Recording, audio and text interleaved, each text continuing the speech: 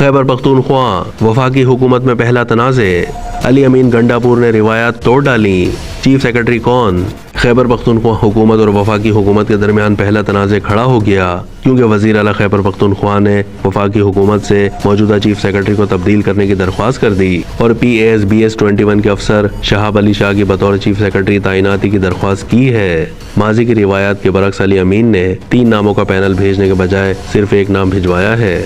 حالانکہ 3 میں سے کسی ایک افسر کو چیف سیکرٹری تعینات کرنا وزیر اعظم کا استحقاق ہے۔ وزیر اعلیٰ سیکریٹریٹ پشاور نے وفاقی حکومت کو خط ارسال کر دیا ہے۔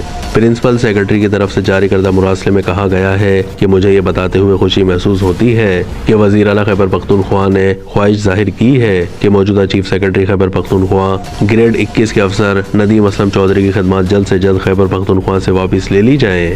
خط میں کہا گیا ہے کہ گریڈ 21 کے افسر شہاب علی شاہ جن کی خدمات اس وقت حکومت بلوچستان کے اختیار میں ہے، ان کو بطور چیف سیکرٹری خیبر پختونخوا صوبے کے بہترین مفاد میں تعینات کر دیا جائے۔